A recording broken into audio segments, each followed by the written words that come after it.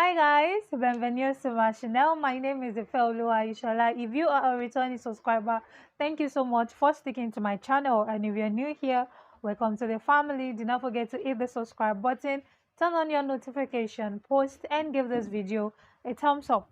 In today's video, I will be talking to you about how I battled and overcame inferiority complex. If this sounds like something you are interested in, come on, sir.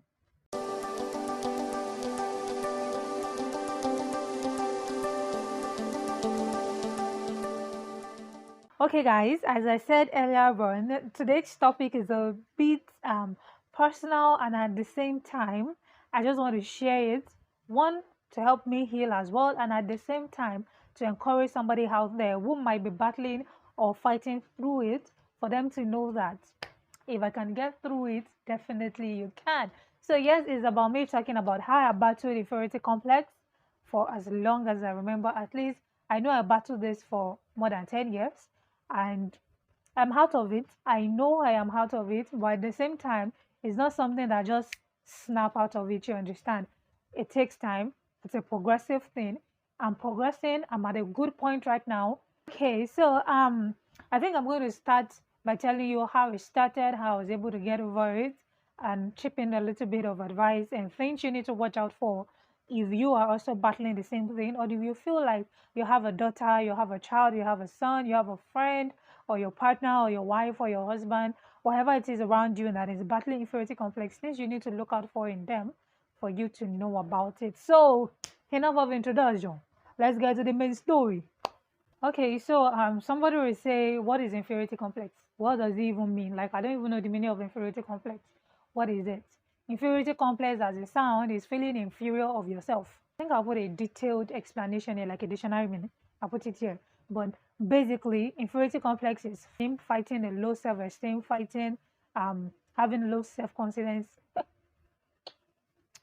fighting self-confidence, fighting you feeling like you're inferior, like you're not up to certain standard, having feeling like you're falling short of a certain standard, or you're not this, you're not that, you're not like the normal human being, or you're not like how a particular person is expected to be, how a particular lady is expected to look like. You understand this kind of thing? I started fighting this since when I was at least I think that was since when I was 14, or even before I became a teenager, before I became aware of the kind of changes that is happening in my body, what needs to change, what needs to happen.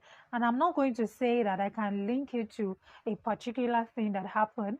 I just felt like it's the kind of African society that I grew up in, the African community, we have parents who, now this is not to judge my parents, all right, because I have the best parents in the world. I have parents that teaches you to be assertive, teaches you to be yourself.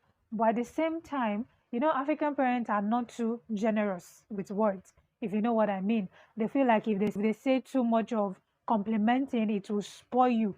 You understand? Like it might get to your head. And as a girl child as well, there's a limit to which I was given compliments. There's a limit to which I was I was being commended, just because they are particular about me not getting spoiled, or not like not allowing it get to you, not allowing it get to your head, and then you start to misbehave. So yeah, it became something that I started seeing myself less of a girl, because I feel like, okay, there's a certain way a lady should look like. There's a certain way a teenager should look like. And that is what I started patterning my life according to, you understand? So it became something like I just do not want to associate with anybody, because I feel like who want to associate with me? Who want to associate with somebody that have big mouth, somebody that have a broad shoulder, or somebody that has big cheeks, you have fold necks. Like there's a lot of things I just keep pointing out for myself that I just feel like people will not want to talk to you, people will not want to associate with you. And it got bad so much that I just do not believe that I was beautiful. I do not believe like I'm pretty. I do not believe like I'm a teenager that deserves to have the attention of any guy. So it got to a point that whenever somebody used the word, "Oh, you look beautiful," for me, it automatically just brew this hatred for that person, because I feel like the person is deceiving me, or I feel like the person is making fun of me. Now, this particularly comes from, when mothers especially, they want to be cautious. They want to teach you to be cautious. They want you to be careful. And they tell you, sure, you think you are fine. Better don't let anybody tell you you're fine. They are deceiving you, this kind of thing. And of course, I know what my mom was trying to do then. I'm a young girl who is just moving into puberty stage, and at the same time, someone who is going to a boarding school. So she's concerned about me not, losing my virtue, or me not being, how am I going to say, get impregnated and stuff like that. So they feel like they should not tell you positive things in that light, so that it is not going to get to your head and it's not going to make you start misbehaving. So of course, at that point, I do not see myself beautiful. I do not perceive myself as such. So I do not even want anybody to tell me I'm beautiful. And if anybody mistakenly tell me that I'm beautiful, especially for a guy, I just hate the person because I feel like the person was mocking me and I feel like the person wants to take advantage of me. So it grew like that, and it grew to a point that I was not only concerned about my physical outlook, it got to a point like I did not want to talk in public places. I don't believe it. I did not want to talk in public places because I feel like, what do I want to say? Like, what is the me that I want to say? You understand? It got so bad that wherever I find myself, be it fellowship, be it picnic, be it whatever it is, classroom, I do not ask questions because I just feel like if I stand up and I ask questions, people are going to laugh. I feel like if I stand up to contribute in fellowship, I'm going to probably say rubbish. You understand? So I do not talk at all. And during that time, I was busy reading novels, you okay? Because I wanted to improve on my vocabularies, I wanted to improve on my diction, but I wasn't putting it to use. I was just reading it, but I did not have that enough confidence to come out and be able to put it to use. So I went to Federal Unity School. I started my SS1 and it continued like that, you understand? Now, somebody will be like, okay, so what will I say will always trigger these things? Now, you understand this thing of boarding school, we have a way of coining nicknames for ourselves.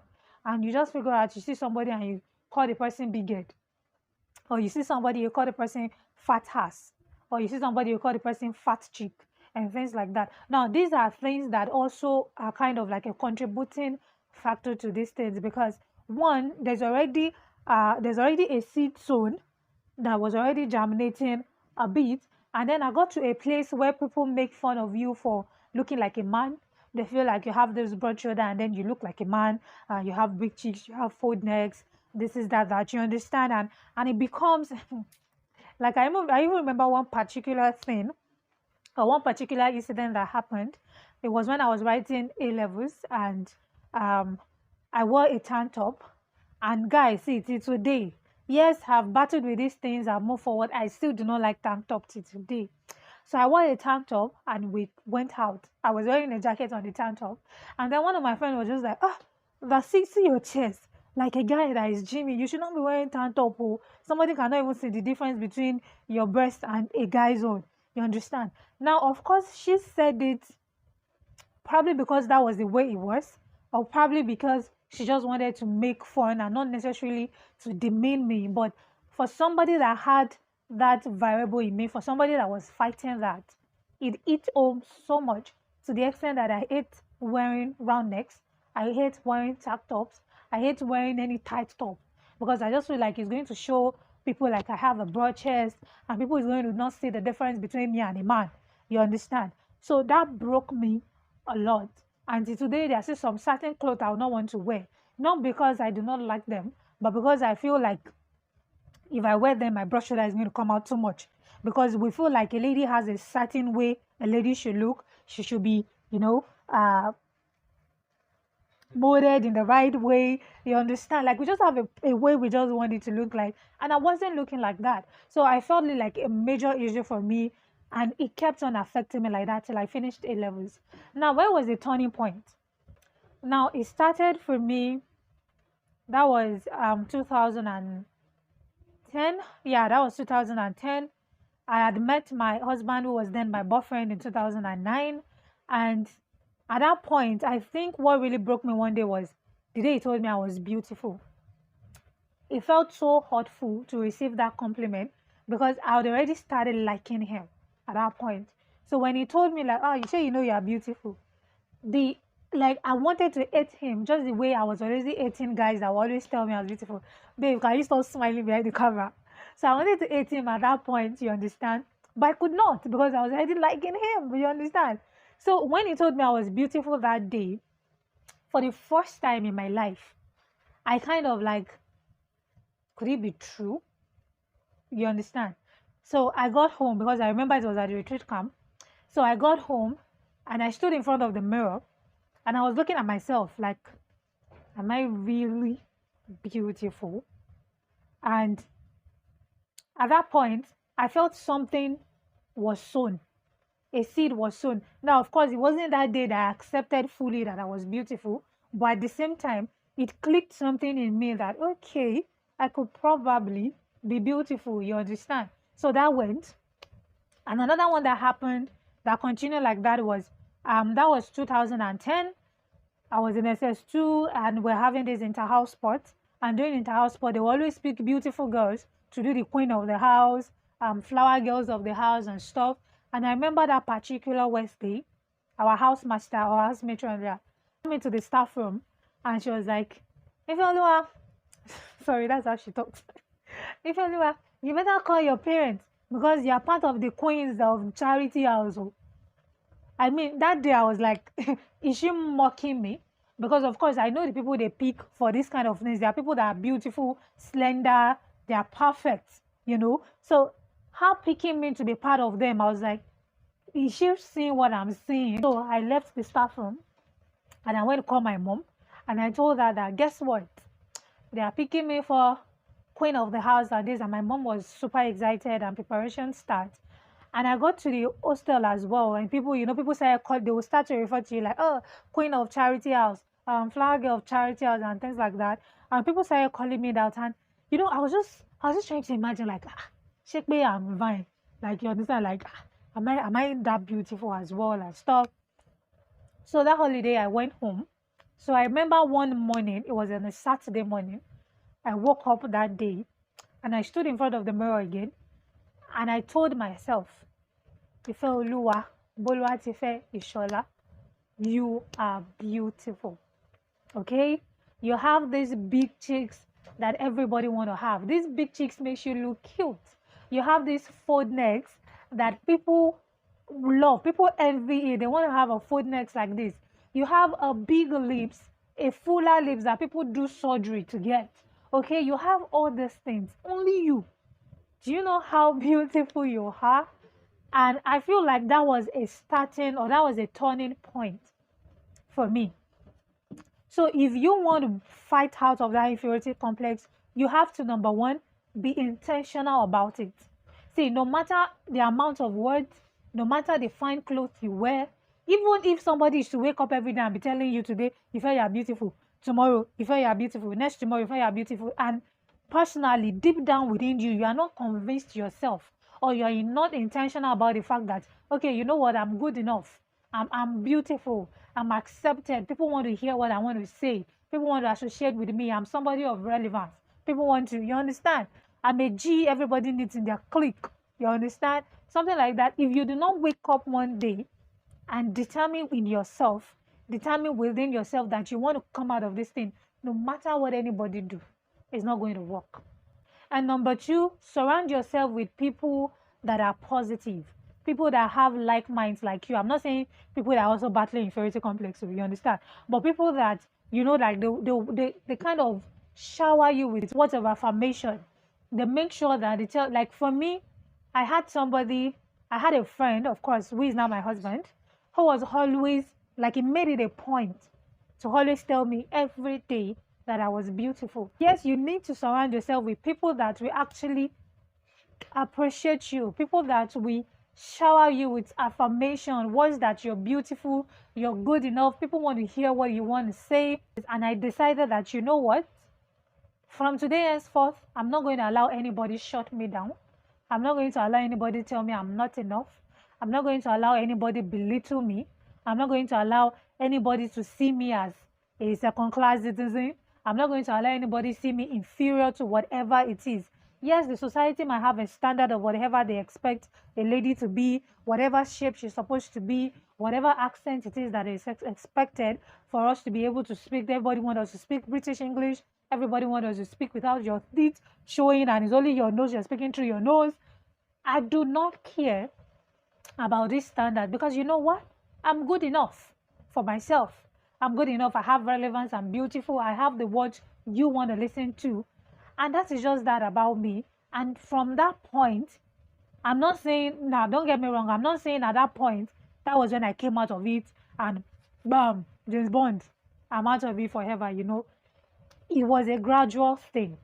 I keep getting better every day. And even at this point, I'm still getting better. And also, another thing I want to say is you need to work with the word of God. See, in this Bible, there are a lot of romantic poems that Lord has written for us. It's just because many of us are not seeing it in that light.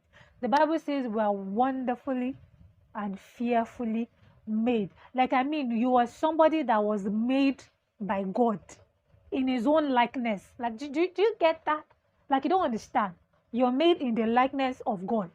So that means that nobody is allowed to be like a so that means if you're looking at me, you're saying who?